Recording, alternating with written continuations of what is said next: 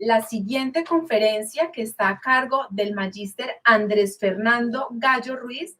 El magíster Andrés Fernando Gallo Ruiz es director técnico de laboratorio del Instituto de Ciencia y Tecnología Alimentaria INTAL. Él es químico y magíster en ingeniería de la Universidad de Antioquia. Cuenta con una experiencia de más de 15 años en desarrollo y en validación de métodos analíticos, y el magíster Andrés Fernando nos va a hablar sobre validación de métodos analíticos justamente. Entonces le queremos dar la bienvenida en este momento a Andrés Fernando Gallo Ruiz. Andrés Fernando, muy bien, muy buenos días y bienvenido a Latino Lab 2021. Muy buenos días, ¿cómo se encuentran todos? Todos muy bien, por fortuna. Mil y mil gracias por atender esta invitación y tienes la palabra. Muchas gracias a ustedes por la invitación. Buenos días. Les voy a hablar hoy un poquito sobre la parte de validación de métodos analíticos. Digamos que algunas recomendaciones, tips y buenas prácticas, ¿cierto? Ya como nos lo comentaron, mi nombre es Andrés Gallo, hago parte del Instituto de Ciencia y Tecnología Alimentaria, INTAL, que es una entidad sin ánimo de lucro, fundada el 26 de febrero del 2002 para promover todo el desarrollo tecnológico del sector agroindustrial, ¿cierto? Somos un centro reconocido por MilCiencias y somos un grupo de categoría A dentro de MilCiencias. Digamos que el INTAL cuenta con varias unidades. Entre la unidad que yo me desempeño es en ensayos de laboratorio, y es pues como mi parte de trabajo aquí dentro del instituto.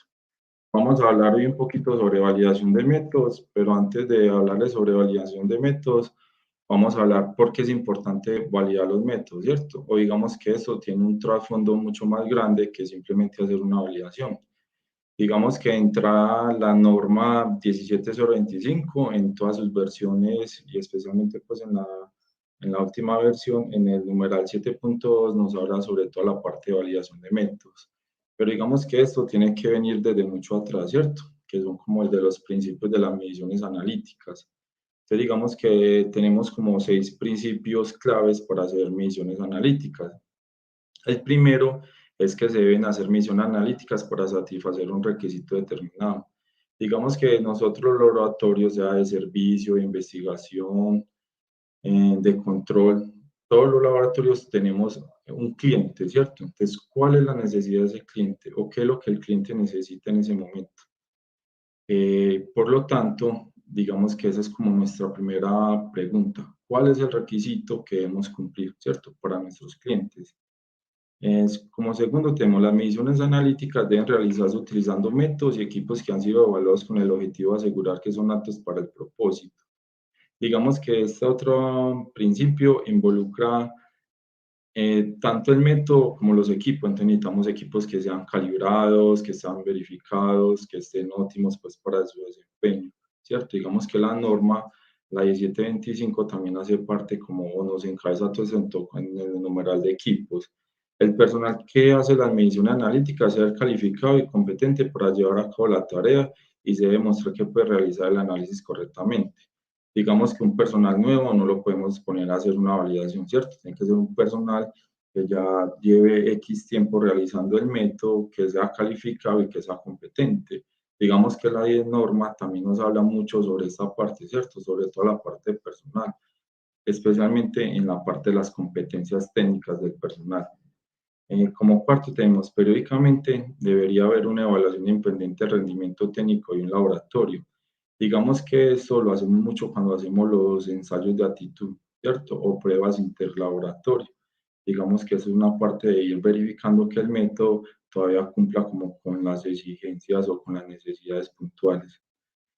Quinto, las mediciones analíticas realizadas en un lugar deben ser coherentes con las realizadas en otro lugar. Especialmente, digamos que los ensayos de aptitud también nos ayudan con esto. O cuando adoptamos un método normalizado, normalmente eso nos dan criterios de precisión. Entonces, esos criterios que tienen los métodos definidos son los que debemos cumplir nosotros. No podemos tener valores más altos porque ya estaría como fuera como esa coherencia.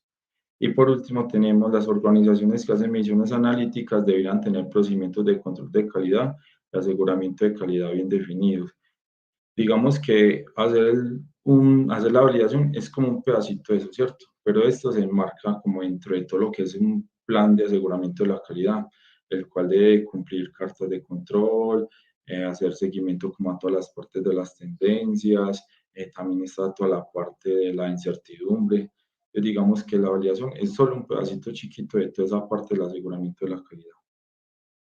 Bueno, como introducción tenemos una definición de la IUPAC. Digamos que últimamente todo lo que son las reglas de decisión ha cobrado pues con la nueva versión de la 17025 mayor, eh, digámoslo, eh, mayor espectáculo, ¿cierto? Y digamos que es toda la parte de reglas de decisión en que se fundamenta, muchas se fundamenta en la incertidumbre de la medición, ¿cierto? Y a la vez esta incertidumbre, ¿de dónde la sacamos o de dónde la recogemos? La recogemos de haber realizado todo lo que es una validación, ¿cierto? Entonces, digamos que por eso es importante la validación. Y digamos que cada uno de estos pasitos nos van llevando a que el resultado que le entreguemos a nuestros clientes sea como conforme a lo que él espera y también conforme como a las regulaciones que él deba cumplir. Bueno, ¿por qué validar? Digamos que el alcance de las mediciones depende como de varios aspectos. Digamos que la calidad de los productos para las personas que desarrollan productos o materias primas. También tenemos una parte de seguridad ambiental, que es una parte pues normativa, al menos pues en nuestro país, en Colombia. También una parte de comercio para poder exportar a otros países y cumplir con las legislaciones de otros países. Y también tenemos la seguridad alimentaria, ¿cierto? Que no vamos a, pues, como a tener un problema de inocuidad en la parte de alimentos por algún dato o algún resultado erróneo. Como les comentaba ahorita, digamos que en la validación se enmarca la validación, digamos que es como una partecita de todo este proceso analítico, ¿cierto? Entonces la validación, digamos que es el centro, pero el fin último que normalmente tienen los laboratorios es tener una acreditación, ¿cierto? ¿Por qué una acreditación? Porque con una acreditación nuestros resultados eh, son válidos en cualquier pues, parte del mundo, ya si estamos pues, dentro del acuerdo del ILA, ¿cierto? Pero digamos que eso es un sistema que se va haciendo como orgánico, ¿cierto? Entonces tenemos la validación, tenemos todos los controles analíticos que se van haciendo a lo largo del tiempo, luego tenemos comparaciones con otros laboratorios a través de los ensayos de actitud, digamos que todo este sistema nos lleva a la acreditación, pero en el día a día tenemos unas interacciones, ¿cierto? Entonces tenemos nuestro resultado analítico, este resultado está asociado a una incertidumbre, que, que a su vez hace parte de todo lo que les comentaba ahorita del sistema analítico. Entonces, digamos que toda esa parte siempre está en juego, ¿cierto? No es que yo puntualmente un día voy y hago una medición y ya se me queda. Ahí está toda esa parte enmarcada dentro de lo que es una medición analítica. Dentro de la 17025 tenemos dos conceptos, ¿cierto? Digamos que tenemos lo que es verificación y lo que es validación. Digamos que verificación es la aportación de evidencia objetiva de que un elemento dado satisface los requisitos específicos. Digamos que para nosotros, o normalmente como lo veíamos, era muy fácil cuando lo veíamos desde la parte de los equipos, porque le decían a usted, verifique que el equipo esté bien. Entonces, normalmente todos los proveedores tenían una lista de chequeo, entonces tú verificabas que la absorbancia fuera la correcta, que la lámpara estuviera alineada, o que la celda estuviera pues correcta, que tuviera el monocromador correcto, ¿cierto? Digamos que esta parte de verificación también se pasa como a los métodos analíticos. Y aquí ya entonces la norma nos habla de dos tipos de métodos que más adelante los vamos a ver, ¿cierto? Y esos dos tipos de métodos también los vamos a abordar desde el punto de vista de lo que es una verificación y lo que es una validación. Digamos que ya propiamente de validación tenemos muchas definiciones, ¿cierto? Digamos que hay muchos entes que te lo definen. Tenemos la ISO, la FDA, la EPA, la misma 17025 te lo define, ¿cierto? Pero básicamente es la verificación donde los requisitos especificados son adecuados para su uso previsto. Otra parte importante, o que nos lo dice la FDA, es que debemos de tener una documentación, ¿cierto? Una evidencia documentacional. Y como también de la ISO es importante que esta confirmación debe hacerse por mediante exámenes, ¿cierto? Y presentación de pruebas objetivas. Entonces, digamos que vamos tomando como pedacitos de cada una de estas definiciones, ¿cierto? Hay que verificar, por esa verificación tiene que estar enmarcada en una evidencia documental, a su vez esa evidencia documental me tiene que dar eh, los pasos o las pautas para realizar los exámenes o los ensayos, ¿cierto? Y para últimamente tener pues como pruebas objetivas de los ensayos a realizar. Tenemos otras definiciones, digamos que la Euraken es una guía que para mi parecer es muy completa porque no está tan sesgada como al tipo de matriz, de método o de matriz que quiera analizar, ¿cierto? Entonces dice, proceso de establecer un rendimiento limitado y un método, identificación de las influencias que pueden cambiar esta característica y en qué medida. Limitaciones de un método, entonces, como lo vamos a ver más adelante, digamos que la validación parte de mi analito. ¿Yo qué quiero medir? ¿Dónde lo quiero medir? ¿Cierto? ¿A qué nivel lo quiero medir y para qué lo quiero medir? Entonces, por eso digamos que el método está limitado, ¿cierto? Bueno, digamos que otra definición, que también lo veíamos al comienzo con los principios, es el actor de probar un método, estrategia, procedimiento experimental, proceso, personal de laboratorio, instrumentación, reactivos y condiciones seleccionadas, funcionamiento de manera apropiada o un conjunto fijo de condiciones. Digamos que esta parte o esta última definición no lo aterriza más a lo que es un laboratorio, ¿cierto? Y por eso es que cuando hablamos de métodos normalizados tenemos que hacer verificaciones, porque lo más normal es que mis condiciones ambientales de mi laboratorio no fueron las condiciones ambientales con las cuales hicieron el ensayo de validación original del método, ¿cierto? El personal también me varía mucho, entonces no es el mismo el personal, el entrenamiento, de la experiencia con el que fue originalmente creado el método. Entonces, digamos que esta última definición nos lo enmarca más en las condiciones reales de trabajo de cada día. Digamos que ya la IUPA tiene una definición para lo que es la validación de un sistema analítico, que es procedimiento para establecer pruebas documentales que demuestren científicamente que un sistema analítico tiene las características de desempeño que son adecuadas para cumplir los requerimientos de las aplicaciones analíticas pretendidas.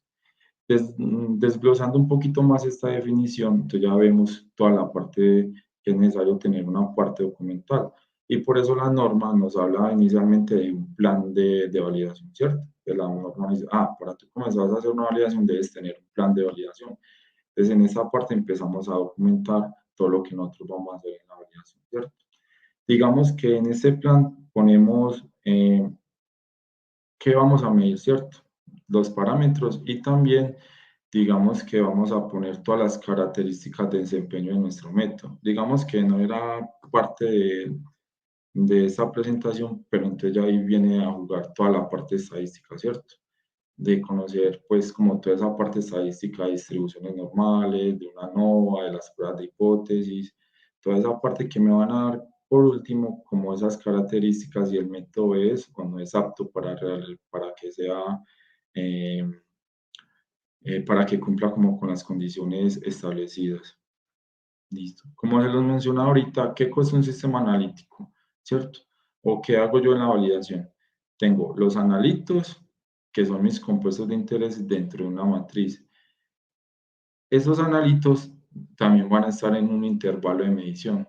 Entonces voy a tener diferentes intervalos de medición. Voy a tener niveles de traza, niveles de porcentaje, y esos analitos a su vez también pueden estar en diferentes materiales, ¿cierto? Digamos que en este caso tenemos unos plaguicidas que yo los puedo tener en su producto, pues, o en el herbicida en este caso, o los puedo tener como residualidad en alimentos, o los puedo tener como contaminantes en agua. Entonces ya dependiendo en lo que yo quiera medir, la matriz va a ser diferente, me va a aportar otros constituyentes diferentes y el método a desarrollar va a ser muy diferente para cada uno de estos tres ejemplos, ¿cierto? Y al final, por último, va a tener toda la documentación de mi método. Bueno, como se los mencionaba ahorita, hay que hacer como partir los métodos en dos, ¿cierto? Lo que son los métodos normalizados y los métodos no normalizados. Los métodos normalizados son métodos analíticos desarrollados por un organismo, ¿cierto? Con un reconocimiento y que están pues normalmente aceptados en el sector técnico correspondiente. Dentro de los métodos normalizados tenemos lo que son las USP y en general todas las farmacopeas, en aguas tenemos el estándar método, en la parte de alimentos tenemos la OAC, eh, entre otros, ¿cierto? Digamos que métodos no normalizados son métodos desarrollados o aceptados en la bibliografía, ¿cierto? Desarrollados por el laboratorio. En este podemos encontrar notas de aplicaciones, artículos de revistas o métodos desarrollados por el laboratorio. También cabe destacar que en métodos no normalizados o que necesitamos hacer validaciones cuando cogemos un método normalizado y lo sacamos dentro de su alcance. ¿Qué es sacarlo dentro de su alcance? Digamos que el método inicialmente era para medir cadmio en aguas y nosotros ya no lo vamos a utilizar para medir cadmio en aguas, sino que lo vamos a hacer para medir cadmio en bebidas carbonatadas, ¿cierto? Digamos que ya la matriz me cambia y es necesario hacer la validación porque estoy cambiando el alcance, ¿cierto? Cuando digamos lo que era un sistema analítico, lo digamos que era la integración entre el analito y la matriz. En este caso, como estamos cambiando la matriz, entonces es necesario realizar todo lo que es una validación completa. Bueno, tengamos acá como una diferencia en lo que es validación y verificación. Entonces, validación, cuando es necesario demostrar que sus características de desempeño son adecuadas para su uso previsto. ¿Y qué tenemos o qué debemos de validar? Métodos no normalizados, métodos diseñados por el laboratorio, métodos normalizados fuera del ámbito de la aplicación, como se lo mencioné anteriormente. Y la verificación son todos los métodos normalizados, ¿cierto? También, como se los mencioné, que estén publicados pues, por organismos internacionales como la CISO, la STM, la EPA. Aunque estos métodos estén publicados por estos organismos, también como lo veíamos ahorita en algunas de las definiciones de validación, es necesario demostrar que son aptos en el laboratorio. Entonces, por eso es necesario verificar el desempeño de estos métodos. Esta verificación ya se hace con menos rigurosidad que lo que es una validación completa. Y también es necesario la verificación cuando hay cambios importantes como el uso de un equipo nuevo, pero similar traslado al laboratorio. Digamos que hay métodos que se realizaban cuando se utilizaban todavía pipetas volumétricas, ¿cierto? Pero yo ya tengo dispensadores de volumen, otro tipo de instrumentos que tienen mayor precisión, ¿cierto? O que tienen menor error y por lo tanto, digamos que pueden antes mejorar el método. Pero en todo caso, esa parte hay que verificarla. ¿Cómo la podemos verificar? Lo podemos hacer. Si digamos que si el error del equipo es menor, digamos que no hay problema, pero si tengo alguna duda, yo le puedo hacer un análisis o una prueba de hipótesis para ver si hay diferencias significativas como entre el equipo A y el equipo B. Si no encuentro ninguna diferencia, no hay ningún problema y puedo continuar pues como con mi verificación. Listo, digamos que el alcance de la validación dependerá de la aplicación. Entonces, como lo mencionaba ahorita, todo depende del sistema analítico que yo quiera medir. En la parte de verificación también podemos tener en cuenta la actualización del software de un equipo o cuando los resultados de control de calidad indiquen que el desempeño del método cambia con el tiempo. Digamos que esta última parte es de mucha ayuda a todo lo que son las cartas de control. Las cartas de control, digamos que son las que me dan ese seguimiento en el tiempo y me van a decir cuando el método está en control o se me está saliendo fuera de control. Bueno, ¿cómo debe validar su método? Digamos que el laboratorio debe documentar en detalle el procedimiento de medición. Debemos de tener un protocolo de ensayo y demás documentos asociados. Este documento es el que toma para la validación formal del método. Eh, digamos que en términos de reglamentación de validación, hay muchas entidades que nos dan como unas guías, ¿cierto? Tenemos el Codes Alimentario, tenemos la FDA, tenemos la Organización Mundial de la Salud, tenemos las guías de Huraken, tenemos la OSP, tenemos la EPA, ¿cierto? Digamos que todas nos dicen o nos dan algunas pautas de cómo podemos realizar una validación. Como se los mencionaba, no todas las validaciones son iguales, ¿cierto? Dependen como de esa estructura como de analito y matriz. En este caso no es lo mismo validar colesterol en sangre, ¿cierto? O validar cadmio en lápiz labial, o validar calcio en agua, o plaguicidas en tomate. Cada uno tiene como sus particularidades. Dentro de las características del desempeño de los métodos, digamos que el laboratorio debe definir cuáles son las características de desempeño que deben ser investigadas para validar un método y en algunos casos el grado de detalle para características particulares. El laboratorio debe hacer lo mejor posible teniendo en cuenta las limitaciones impuestas, los requisitos legales y de clientes, las experiencias y herramientas disponibles y la necesidad de compatibilidad metrológica con otros métodos similares en su uso dentro o fuera del laboratorio. Una planificación cuidadosa puede minimizar el esfuerzo a realidad, ya que un conjunto de experimentos puede proporcionar información sobre diferentes características del método. Digamos que ya cuando hablamos de validar, normalmente hablamos pues como de las propiedades o de los parámetros, ¿cierto? Y qué características o capacidades de cuantificables deben de tener eso. Normalmente hablamos de exactitud, de selectividad, límite de tensión, límite de cuantificación, linealidad, sensibilidad y robustez. Digamos que esos son como los parámetros más comunes que encontramos en todas las diferentes guías. Pero como se los mencioné ahorita, cada una de estas guías tiene o no tiene uno, y eso van dependiendo como de lo que yo quiera validar, ¿cierto? O sea, aquí tenemos algunos parámetros y aquí tenemos algunas referencias de algunas normas que me lo especifican o me dicen cómo lo puedo hacer, ¿cierto? Digamos que uno de los más trabajados siempre ha sido como la parte de precisión. Esta a su vez se puede dividir en repetibilidad, precisión intermedia y reproducibilidad. Y veracidad, que es como de los dos grandes parámetros que siempre vamos a estar trabajando, ¿cierto? Sea tanto en validación como en verificación de métodos, digamos que esos son los dos parámetros más gruesos que deben tener una validación. Y a su vez estos dos, digamos que los cobija el concepto de exactitud. Bueno, y si yo no tengo una guía, como lo mencionamos ahorita, ¿qué hago, cierto? Entonces, para eso, digamos que también tenemos, digamos que ciertas recomendaciones. Si mi método es modificado, si mi método es normalizado, si mi método es nuevo, ¿cierto? Entonces, digamos que si mi método es nuevo, casi que debo de aplicar todos los parámetros. Debo hacer sesgo, repetibilidad, reproducibilidad, límite de cuantificación, linealidad, selectividad y robustez. Si tengo un método normalizado, digamos que solamente con sesgo, repetibilidad, límite de cuantificación y selectividad estaría cumpliendo, ¿cierto?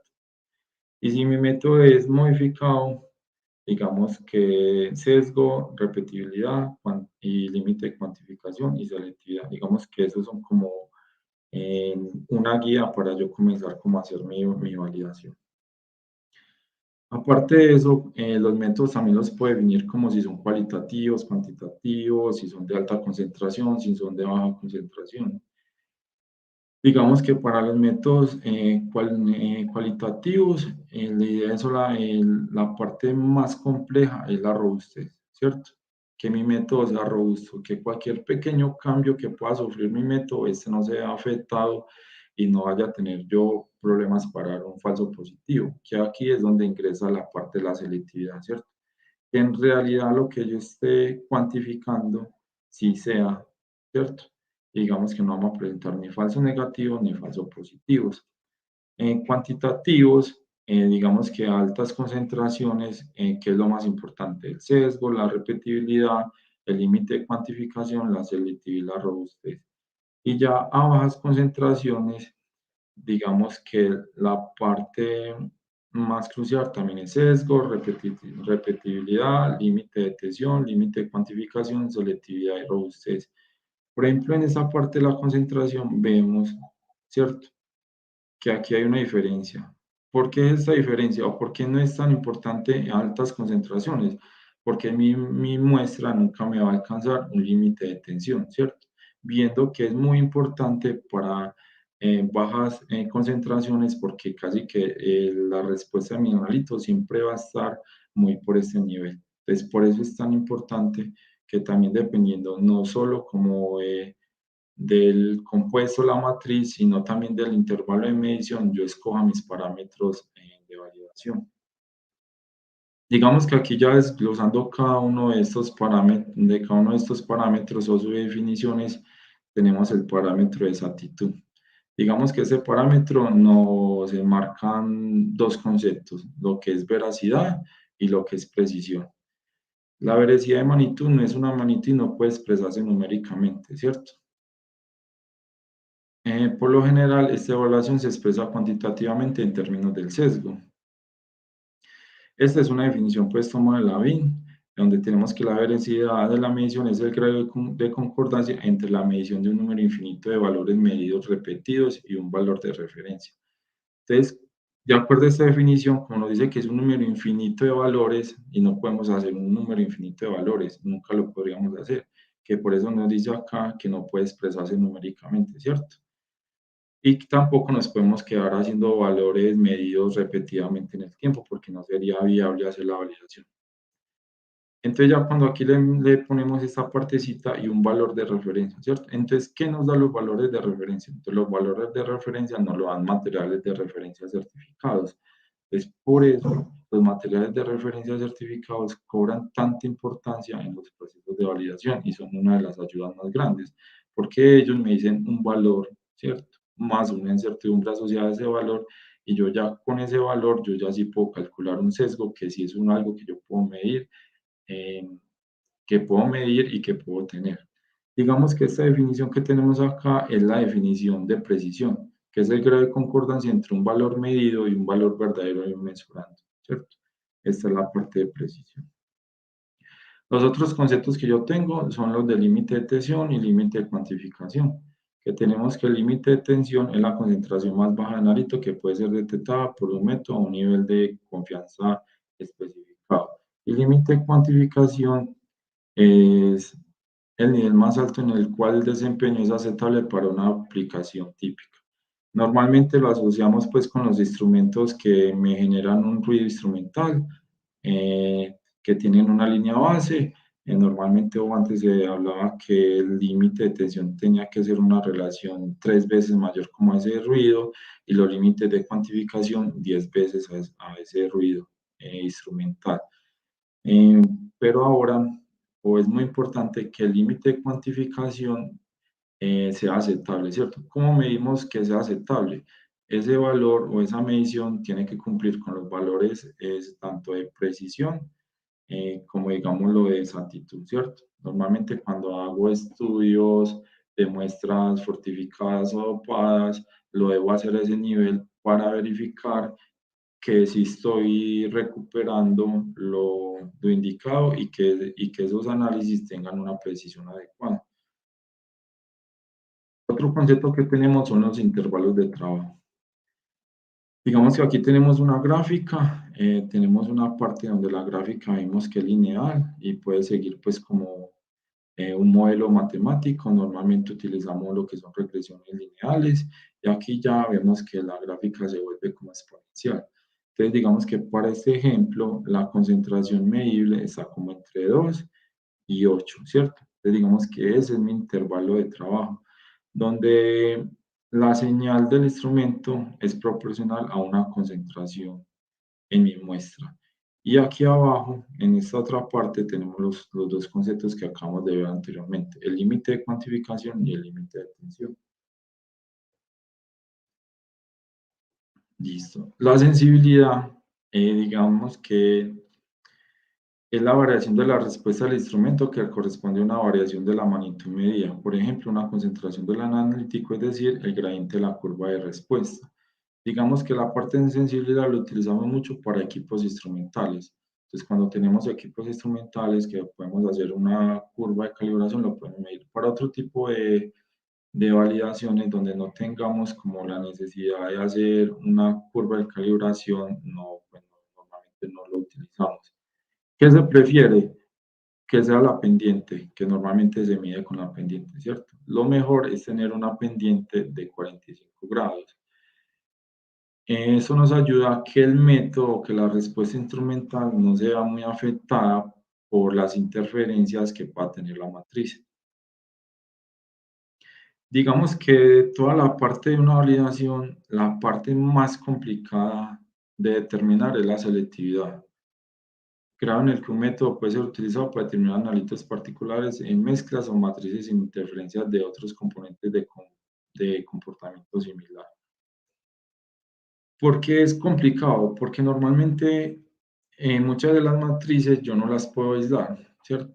Digamos que, por ejemplo, en agua es muy fácil, si yo tengo un agua eh, destilada y más o menos voy a medir un agua potable y entonces la puedo contaminar, no sé, voy a hacer una medición de calcio, por ejemplo, en una dureza, entonces puedo agregar magnesio o agregar otros iones que sean interferentes como al momento de hacer la titulación.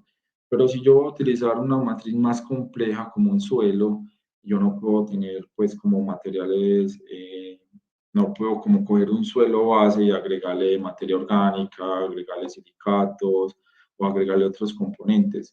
Por eso al momento de hacer la selectividad es muy importante el conocimiento que yo tenga sobre mi matriz y conocer qué interferencias puedo tener en esa matriz. Retomando ahorita el ejemplo de los suelos, no es lo mismo cuando tengo un suelo altamente orgánico a un suelo más arcilloso. Son dos matrices totalmente diferentes desde su composición. Entonces la selectividad se vuelve un valor muy crítico de cómo puedo medir yo una interferencia. Digamos que yo quiero medir hierro en alimentos y sé que por absorción atómica y sé que el aluminio es un interferente en la parte instrumental o de la espectroscopía del hierro, ¿cierto? O los sulfatos. Entonces, ¿cuánto le puedo agregar yo a una solución o a una muestra de esos dos componentes hasta que empiece a haber una disminución en mi respuesta o un aumento en mi respuesta pues de la medición del hierro? Entonces creo que es como de las partes conceptuales más complicadas de definir al momento de hacer una validación y establecer sus criterios de cumplimiento. Digamos que acá tenemos un ejemplito también con un V visible, en el cual pues si lo hacemos en un V normalito vamos a tener un solo pico, pero si de pronto lo llevamos a un DAD o uno que me mida pues como diferentes longitudes, puedo encontrar que dentro de este pico puedo tener tres picos diferentes, ¿cierto? Y cada pico eso me corresponde a un compuesto, a un analito diferente que me está absorbiendo. Entonces, ¿cómo puedo separar mi analito, ¿cierto? De esto. Digamos que idealmente desde mi proceso de preparación de la muestra, yo voy a asegurar la eliminación de estas interferencias. Pero si no lo logro, entonces cómo en el equipo lo puedo medir y puedo establecer qué tanto puedo permitir y qué tanto no puedo permitir de estas interferencias al momento de realizar la validación. Listo. Digamos que tenemos algunas herramientas de validación, como son los blancos de reactivos. Digamos que los reactivos utilizados durante el proceso analítico incluyen disolventes, proceso de extracción y demás. Y se analizan para determinar si hay contribución a la señal de la medida. Blancos de muestras, que digamos que es mi matriz sin el contaminante. Por ejemplo, en plaguicidas podemos tener los vegetales o las frutas sin que tenga pues como el plaguicida incorporado. Muestras de rutina, digamos que también nos ayuda a mirar la precisión desde la parte de diferentes analistas, diferentes días, diferentes horarios, diferentes condiciones ambientales. Soluciones y material fortificado. Digamos que esa es una como de las que más utilizamos normalmente dentro del laboratorio porque es como de las más fáciles que podemos obtener también desde el punto de vista de costos y también porque hay muchos materiales de referencia que no tienen como lo que hablamos ahorita, ese complejo de matriz analito intervalo de medición. Materiales preadicionados. y los patrones de medición, ¿cierto? Digamos que con esos últimos nos sirven mucho para evaluar toda la parte de sesgos. Digamos que acá tenemos más bien como un resumencito de esas herramientas que me ayudan a medir, ¿cierto? Entonces, un material de referencia me ayuda a medir sesgo y linealidad. Entonces, acuerde que sesgo es la parte eh, de la veracidad. Los ensayos de actitud nos ayudan a medir precisión y sesgos. Los métodos oficiales nos ayudan pues como a medir la parte de sesgos. Digamos que los métodos ciegos medimos todo, precisión, sesgo, robustez, linealidad y los límites de cuantificación y detección. Este es más o menos como un ejemplo de lo que es una validación para medir cadmio y plomo y arsénico en labial. Digamos que yo tengo mi muestra en este caso que es labial. En este caso, o lo que me establece el método es pesar 2 gramos en un tubo de gestión y por aparte tener un blanco en el que peso 2 gramos de cera. ¿Por qué cera? Porque digamos que es el material de mayor en el cual se constituye pues mayormente el labial, ¿cierto? Le adicioné mis ácidos para hacer la digestión con ácido nítrico y, y peróxido de hidrógeno, pongo pues todo el sistema de la digestión con las condiciones pues de mi digestor, tiempo, poder, temperatura, precisión y rampa, ¿cierto? Para la final, la parte que me sale del digerido lo llevo a un balón para tener ya mi muestra, ¿cierto? Y ya esta parte de la muestra ya la llevo a cuantificar. ¿A dónde lo llevo? Normalmente pues a un espectrofotómetro. Digamos que la curva o la parte de la linealidad la va a preparar con un estándar certificado, ¿cierto? Del cual yo puedo hacer varios puntos o normalmente hago varios puntos para construir pues lo que es una regresión lineal. Hago la medición, ya sea pues en este caso por horno de grafito, porque estamos hablando a niveles de trazas, se mide la muestra y ya se determina la concentración. ¿Para qué estoy haciendo yo todo esto? Como se los dije desde el comienzo, para darle cumplimiento a los criterios de mi cliente, ¿cierto? Mi cliente quiere saber si su labial es tóxico o no es tóxico y si puede ser si se puede vender o no vender a las personas en el mercado. Entonces, digamos que todo lo que nosotros hagamos lo tenemos que enmarcar como en esa mentalidad, ¿cierto? ¿Cuáles son las necesidades de mi cliente? ¿Qué es lo que necesita? Y cómo yo le debo dar cumplimiento. Bueno, muchas gracias. Espero haya sido de su agrado la presentación. Si tienen alguna duda o pregunta, con mucho gusto. Andrés, muchísimas gracias por tu tiempo, por esta presentación tan enriquecedora y efectivamente tenemos muchas preguntas. Entonces, si te parece, empezamos con Vivi Quiseno, que nos pregunta si es viable llamar a la verificación comprobación o debe decirse así, verificación. Digamos que usamos el lenguaje de la norma, ¿cierto? La norma, la 17025, nos habla de verificación. Entonces es mejor utilizar como el lenguaje técnico que tiene la norma. Perfecto, muchísimas gracias. Nos pregunta también Esteban Urrutia, ¿qué diferencia existe entre el uso de los estimadores estadísticos entre una validación y una verificación de método? No, digamos que toda la parte estadística es la misma. Lo que cambia cuando yo hago una validación, una verificación, como se los muestra en la diapositiva, son los parámetros que debo de verificar, ¿cierto? Digamos que cuando hago de validación tiene que ser más extenso todos los parámetros. En la verificación normalmente yo mido solamente sesgo o exactitud y precisión e intervalo, ¿cierto? Pero toda la estadística es la misma aplicada para ambos lados. Perfecto.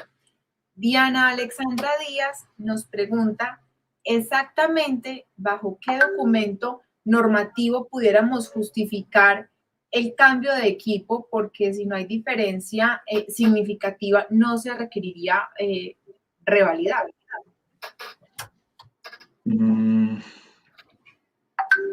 Digamos que hay dos cosas diferentes. Una cosa es que tu método te especifique un equipo, ¿cierto? Tu método te dice, utiliza este equipo bajo estas condiciones. Otras cosas es que el laboratorio haga un cambio de equipo. Si el laboratorio inicialmente realizó una validación en X equipo, cuando él hace ese cambio de equipo, cuando hace cambio de equipo, cuando hace cambio de personal, cuando ha pasado alguna condición fuera también ambiental, se debe volver a hacer un proceso de revalidación, ¿cierto? Entonces son como dos cosas diferentes. Una es si mi método me dice, hazlo con este equipo y yo voy a tener un equipo mejor, simplemente verifico que ese equipo mejor si me cumpla con esas exigencias. Otra es que en el laboratorio si hay algún cambio, sea de equipos, de personal o de condiciones ambientales, ahí sí debo volver a hacer la validación. Muy bien. Joel Ricardo Basto nos pregunta, ¿qué diferencia hay en los parámetros que se tienen en la validación de métodos en metrología química y en metrología física? Y si existen guías para validar métodos en metrología física. La verdad no sé mucho de metrología física, casi no sé, entonces no, ahí sí no te puedo ayudar. Listo, perfecto. De igual forma, Andrés, quisiera preguntar, esta ya es como un tema del evento, nos cuentes un poco más sobre el Instituto de Ciencia y Tecnología Alimentaria, que definitivamente puede llegar a ser un gran aliado de la industria que se dedica a la investigación en diferentes líneas, plantas piloto, diseño de productos, temas de investigación. Entonces, cuéntanos de pronto un poco de los ejercicios que se hace en el INTAL desde cada una de esas líneas.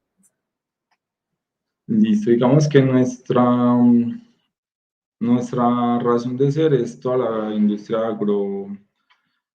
agropecuaria del país, ¿cierto? Digamos que dentro de esto, como se lo mencionaba anteriormente, tenemos los que son plantas para desarrollo de productos, tenemos un área de I+D y digamos que ya los laboratorios vienen a apoyar esas áreas, ¿cierto? ¿Cómo lo apoyamos? A través pues, de laboratorios de microbiología, dándole cumplimiento a toda a la parte de inocuidad microbiológica, laboratorios de estudio de vida útil, donde determinamos pues, fechas de vencimiento y monitoreamos cómo pueden cambiar ciertos nutrientes o ciertos parámetros en el tiempo. También tenemos un laboratorio de actitud sanitaria en toda la parte del envase, porque digamos que el envase también es muy importante a la hora de hablar de los alimentos, ya que esto nos ayuda a preservar los alimentos en el tiempo y también le pueden confiar o no algunas características. Tenemos otro laboratorio de inocuidad química, que es donde medimos toda esa parte de contaminantes, ¿cierto? Metales, plaguicidas, medicamentos veterinarios, micotoxinas y también nutrientes como lo son perfil de ácidos grasos, carotenoides, antioxidantes y otros compuestos. Y también tenemos un laboratorio de análisis sensorial. Digamos que el análisis sensorial no está, al menos en Colombia, como tan, como no lo ven como tan provechoso en este momento, ¿cierto?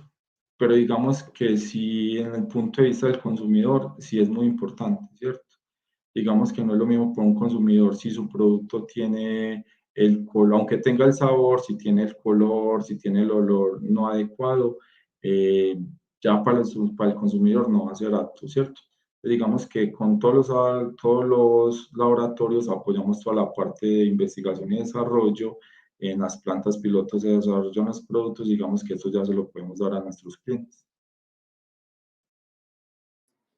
Andrés, muchísimas gracias por este espacio, por darnos el tiempo de compartir las inquietudes que tienen los asistentes a LatinoLab 2021. Mil y mil gracias por haber compartido tu experiencia y la experiencia del INTAL en la industria de alimentos. Mil y mil gracias y te deseamos un feliz día. A ustedes, feliz día.